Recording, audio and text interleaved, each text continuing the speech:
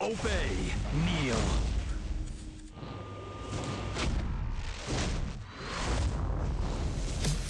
Yo, what's up guys, StirPhry here, and today we're gonna check out Kayron. We're gonna take a look at his kit, see where and how to use him, how to gear him, and see if he is worth it to you.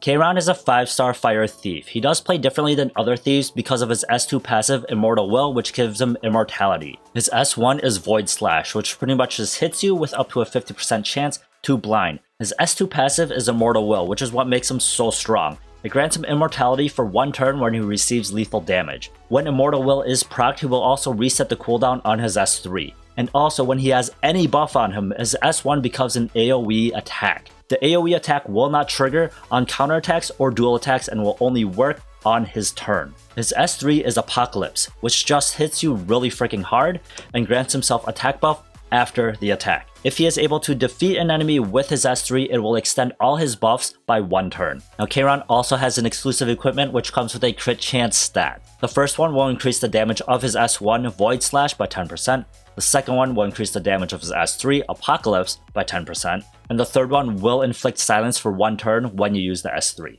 Now where do you use Kayron? I don't think he excels in any of the hunts particularly. As for expeditions though, he is very useful in the green one because he does have an AoE attack and he is also very strong. Now as for PvP, I think Kayron works very well everywhere. As for arena, he works pretty well in arena defense as well as offense, guild war, defense, and offense as well. Now in World Arena, Kayron I think is very useful, though he has fallen off a bit because so many heroes now have the unbuffable. So how do you play Kayron? He has 2 main styles of builds. He has a very high speed build and a counter build, which I will talk about in the next part as well. But with the speed build, you pretty much make him super fast as an opener. Then on the other hand, you can make him counter as well because of his immortality. He will live forever as long as there is no stripper on the other team. Now the pros and cons I kind of touched upon already in the previous parts, but his immortality is one of his biggest and strongest features. Not only that, he also resets his S3 with his passive Immortal Will. Not only that, but his S3 extends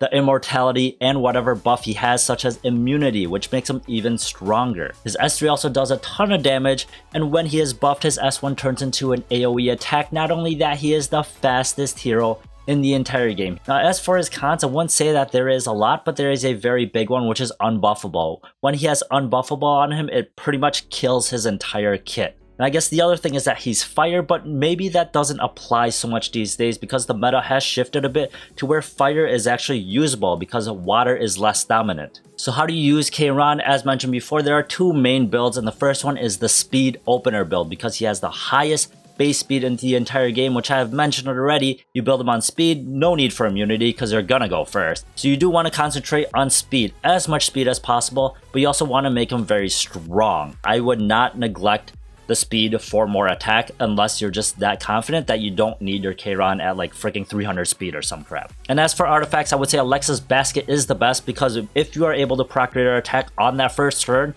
you're going to snipe somebody. But if you don't want to rely on that RNG, you can always use Symbol of Unity or Portrait.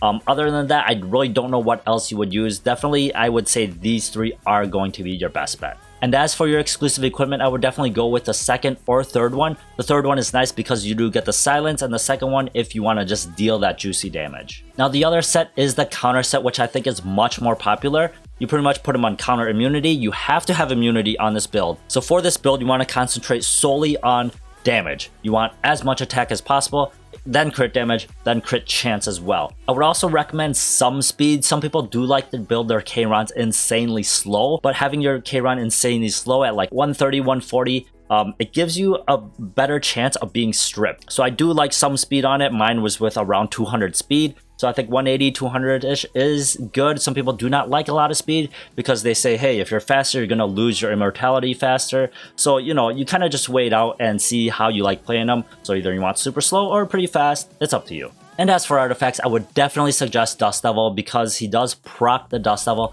on his counters. But if you don't want to run Dust Devil or you don't have it, you could run Moonlight Dreamblade, though I feel that the attack buff is a little wasted on him because he grants himself attack buff. But the E-evasion is nice. You could also go with Elia's Knife or maybe Wind Rider. I don't know about Wind Rider so much. As for exclusive equipment, you definitely want to go with the first one because you're relying on all the damage coming from your S1. Now for my final thoughts for Kayron, is he worth the pull? I would say yes. he is very strong in PvP content. He is very reliable, and you've heard the saying, Kayron does Kayron things. That saying is there for a reason, man. Now, is he worth the investment? I had Kayron for the longest time and I didn't want to build him because I didn't like how he looks, but after I built him, no regrets, man. He is insanely strong. With Molas in his S1 and his S3, he does a ton of damage, and he can turn the entire fight. And now for the husbando rating, I would give him decent score. He would have lower score because I don't like how he looks, but he's a bunny now, so he gets extra points.